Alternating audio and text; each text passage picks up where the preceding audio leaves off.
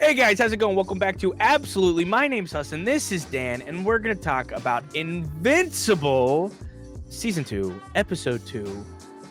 Whether Platt puts this in the video or not, we just spent about 2 minutes discussing what happened in this episode, and then I had to pull up the episode on old Amazon and scrub through the images to remember, not because it's a bad episode, but because it felt not very memorable. Maybe because the first episode was so good and there was so much. Yeah. This one fell flat. Looks like we are going with 49-minute episodes this season, which is crazy. Yeah, Kind of awesome. I like it, except from when it's an episode like this, that it's 49 minutes of us forgetting what happened. So the episode opens with Mark graduating, but he's too busy fighting Doc Seismic, who was very funny in the last time he was there. He apparently has Not a big issue. Not He professor, didn't get into teaching. doctor. He's like, I can get into solace work that is teaching. Doc Seismic is back, and he's once again going after a monument, which is really funny and random and stupid. This is the second he went after Mount Rushmore, and now he's going after the Washington Monument. I think that's what it's called, right? I think But so. he and then Mark has to fly to graduation. It made me think of the Amazing Spider-Man 2, where Andrew Garfield's fighting the rhino, like the gunman rhino, before he has to make it to graduation. It's a really funny sequence. You get there, Mark is still a little bit jaded, but he seems a little bit more light this episode than he was before. A lot of him and his mom kind of butting heads a little bit. A lot of the defense agency being annoying. Eve is being cool. Amber is being tolerable. William is back. He's not been written out of the show, which is like, yeah, I don't think you should ever write out animated characters from shows if you can help it. But he's back finally, and he's dropping his usual comments. And Eve is trying to save the world. And that's kind of the run of the episode, more or less. And we'll get into just talking about it in general now. Dan, thoughts on the episode? Anything stick out to you that you remember? Yeah. So overall, the episode, only a couple things stuck out that made me interested.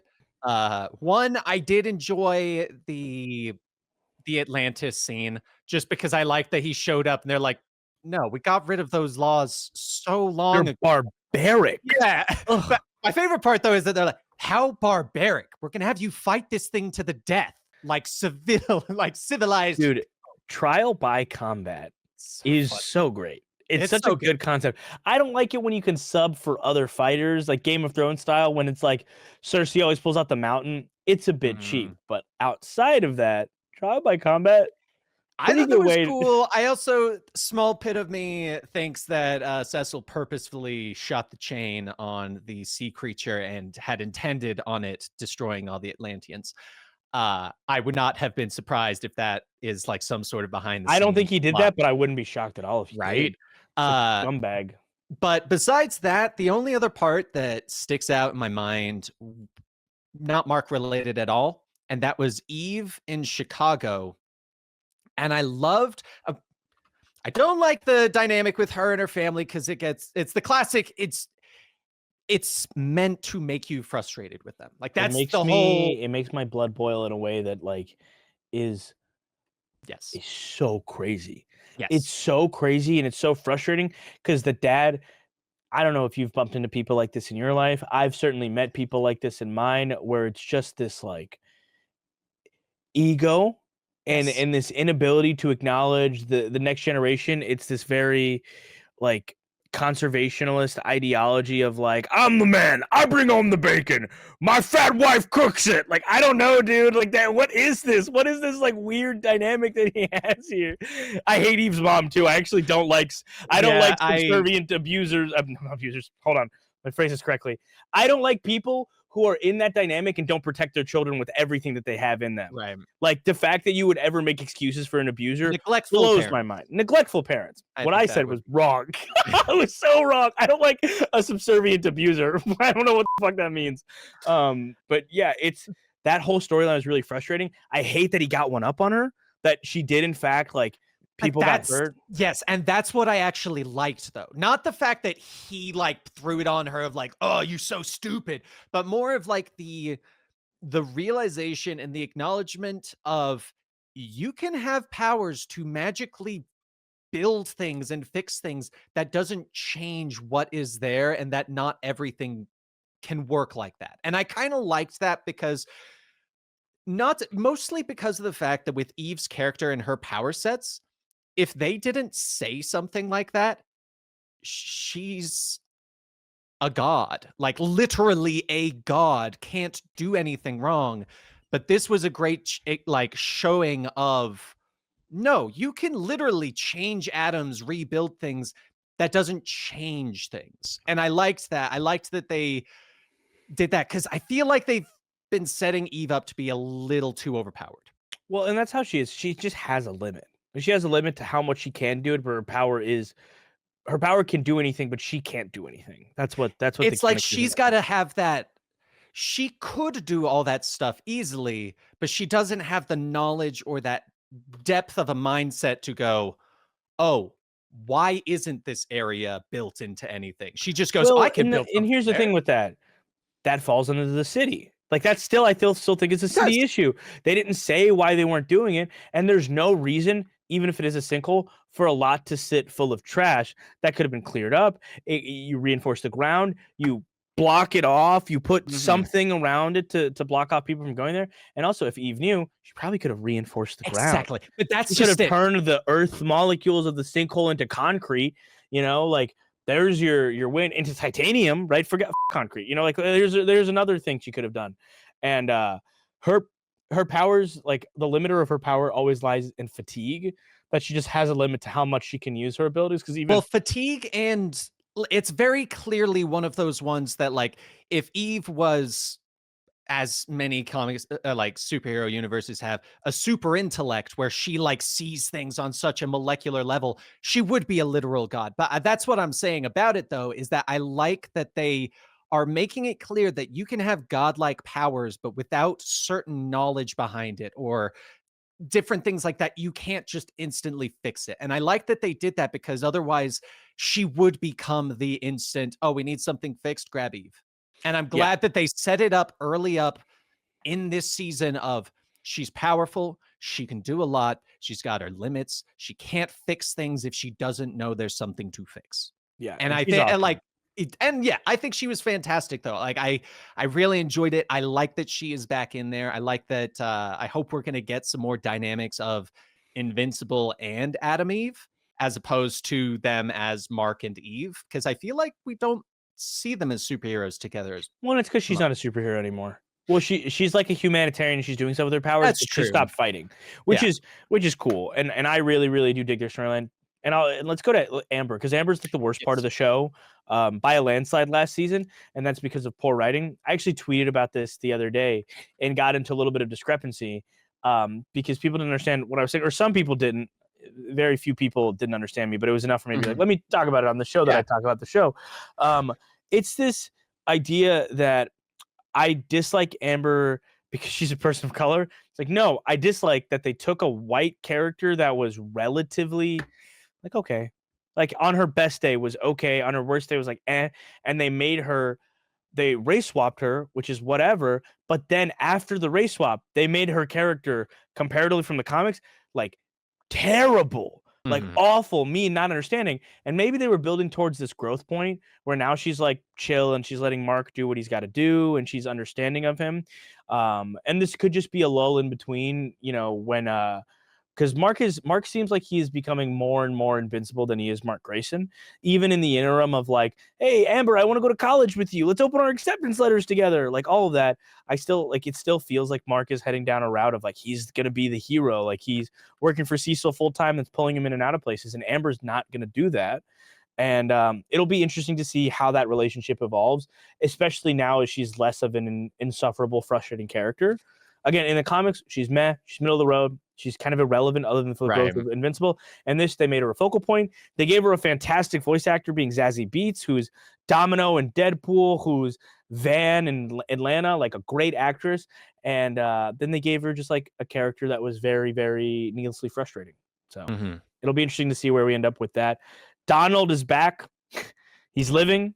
Yeah. We caught him last episode, and I was like, he died, right? He did. Donald dead. I'm glad that they also re-showed the scene of him dying too, to really remind the viewer, oh, right, Omni-Man literally was like ripping him in half, and he blew up the house while they were both in it. I believe it was in the recap. So technically, if you skip the recap, you would have missed that. But Yeah. I'm glad that they did, because I was like, thank you, because I thought I was crazy. Yeah. And then we get Night Boy in this, and he is the Robin of this universe, and now he is the Batman of this universe, and he Mhm. lives in a town that is cursed, so it's perpetually the night, which is kind of hilarious. Like that is what Gotham City is. I loved Mark going, oh man, this is It's so crazy. crazy. It's crazy. It's like a filter change. That was really funny. I love the fact that he had powers. I appreciated the ass whooping he got. He does Wait, irritate me. he has the powers to go into the Shadowverse. I Yeah. thought it was just the curse of that area, and he had just figured out how to I utilize the assumed it curse. was his powers, but I could be Okay. wrong. I'm not like The only I reason don't why I wasn't sure was because, like, Mark kind of grabs him, and they hear that sound, and he's like, "Well, you better get us both out of here, because otherwise that's gonna get you too." And that kind of gave me a vibe of like, this hexed area just has a Shadowverse in it, and this kid's learned how to use it. But if it's his powers, I mean, it could still be the same thing, and he just doesn't fully understand his powers. But okay, yeah. that's good to know I that didn't that know. wasn't. I wasn't 100% sure. He he's an interesting character obviously, and he's our Batman of this universe. We lost him originally, and now we have a new guy doing it. Um Somebody in our chat just said, and that was really funny. Then it's like all the villains are people of color. Angstrom Levy, Night Boy, Amber. It just made me laugh. They're like Amber's. They're like, yeah, that's rough. That's a little rough, but it's fine. They're Yeah. it'll be interesting to see where his story arc goes. And then we get introduced to the Martian from last season on the one-off episode that he is now on Earth, and he decided he's going to go by the hero name, the Shapesmith, and we'll be seeing more of him in the future. And then they lean more into lizard people. I think I need to rewatch season 1. I have a question on the Yeah, Martian guy. He's not a Martian. he's the parasite, right? Yeah, right? Like Maybe, I feel like maybe. he's probably one of those, like, he's the parasite, but he's the one that's like, why are we killing everyone to do this? I just want to have a good time. Like, I am the lost. I I feel am like there's something missing lost. there. And I feel Yeah. like they also, like, to kind of scoop around a little bit as well. The random jumps to the other universes and talking to different Marks with no real, we're in a different one, throws me off so much every time. Yeah, there's not like a Like, Earth why is 617, exactly, like, I just when they at the end just randomly go to Mark, like, strapped in there, and they're like, yeah, they bombed him, cost him half of Europe, and I'm like, when did this happen? Like, Somebody just said no, he's Martian. He's not the parasite. The Martians are immune to the parasite. Okay, but didn't one of the astronauts get a parasite attached to him at the end of the yeah, episode? I don't know, unless the man. parasites are the Martians? Who knows? We'll find out, hopefully. Hopefully, I'm this isn't lost. gonna be something that Hudson and I the whole season are like, "What is he?" And it What's turns going out on he's here, dude? Neptunian. Uh, Um, yeah, this episode, I think I had an overload of stuff to watch this week. To be frank, I was watching, Attack on Titan, Jujutsu Kaisen, The Marvels, all of Loki, and Invincible was a show that I watched this week, but it didn't. In a sea of of bangers across the board, it was okay. Not to say it's bad. I love the show. I keep loving the show. The voice for Stephen Yoon, dude. Oh my so god, good. Stephen Yoon is So good. so good. He's so much better than anybody will ever give him credit for. And oh my god, also I don't know, animation style different. Mark looks distinctly Asian in a way that he didn't necessarily to me in the earlier episodes of the last seasons that I did rewatch, which is awesome. He looks like an Asian person, and he is an Asian person. So it's very cool to see that. Sometimes in animation it gets skewed. Like you watch anime and Goku is Japanese. Is he though? Does he look? He looks like a white guy. Like, you know what I mean? Like Right. it's weird to make that distinction in animation. They did it really well with Debbie early on. Mark has finally started to look more and more Asian. For me, as like an Asian person myself, I liked it a lot. It made me You know, happy. it's interesting you say that, because that kind of makes me think that the animation style's almost making them look more and more like the parent that the season's more focused towards. Could be, Because could this one be. is focused more towards Debbie, and last season, like, he looked a lot like Omni-Man. Like, he was drawn a lot more towards that. So it's interesting kind of seeing that I don't know. It's very, very interesting. Overall, though, like this episode, you said you had a lot to watch this week. There was a lot to watch in this episode. And I think that right Yeah. there kind of says that I'm not sure if this is a show that should always be an hour-long I think episode. we haven't been prepared for it, and now that we know it going into the next one, I think we'll have a better time with it. I think Maybe, that we've been maybe. filing it away in our animation 22-minute segment of our brain, and Mhm. because of that, by the time we're done with the first arc of the episode, Mark graduates and fights the first bad guy. You're not expecting to have the second arc, which is now Mark is fighting Dark Boy or whatever. Dark Boy is racist, man. His Night Boy. Dark Boy and he's black is like a crazy thing to say by accident, even. Okay. Mark's fighting Night Boy. And then there's the third arc with the Martians, right? You're not expecting that in a 22-minute. Let's like Young Justices, where those episodes were coming out in threes. We're watching 3 episodes every time. It'll probably feel more streamlined, and we'll give you thoughts next week on how we feel Mhm. about it going forward. Regardless, God, I'm happy that this Well, I show's back. think sadly there's also the other downside of because the first season was so much Omni-Man and Invincible and everything else was kind of supporting to that, they're focusing and fleshing out more of those extra things like the Guardians Yeah. that it requires more time, and frankly, I don't always care to give them that time. Like most of the Guardians stuff I could have done without in this episode. Like, okay, Yeah. cool. They don't like like Immortal. Well, Shocker. and it's like they're building. It's a building arc. Exactly. It's just the issue is that none of those characters, like, what do you know about Duplicate other than she kind of thotty, bro? She be passing around like a bong out there Yeah. in their little team, okay? Nothing, right? She has a brother that they don't talk about. We see him in the prison cells and there's a bunch of clones of him. He's in the Totally prison. forgot about that. Yeah, next to the Mahler twins, he's in the jail cell next to them. That's her brother. So she has a brother that's a villain. We like Rexplode is there, but he's more interesting as a foil for other characters than he is as himself. Like he's not Mhm. fundamentally good or interesting. Um, I don't like the Immortals characterization here. I think he's been kind of an angry, annoying guy. Then there's Monster Girl, who's fun, but we don't get much of it. I Doesn't think we're get much screen time. sorry. And I said she doesn't get much No, screen she time, doesn't. Monster Girl. Plus, she also looks kind of similar to villains to the point that at one point I thought she punched one of the heroes before realizing it was one of the League of Lizards people. Yeah. And then there's like Rudy, who's Robot Man. I think we're just missing like a person we really, really go to bat for on that team to Yeah. make us more. Because like if Eve was on that team, I would care more. But I also appreciate that Eve is not on that team. Mhm. So the double-edged sword of all of that. It's true. But that's the episode. I don't think there's much more to say. It's a cool episode. Hopefully on a rewatch, I like it more. Maybe it's teed up some really cool stuff for the future. I'm excited nonetheless, But Yeah. that's Invincible. That's Dan. I'm Hassan. We've been absolutely Marvel and DC. Don't forget, guys, we have a Patreon now here at Comic Historian Team.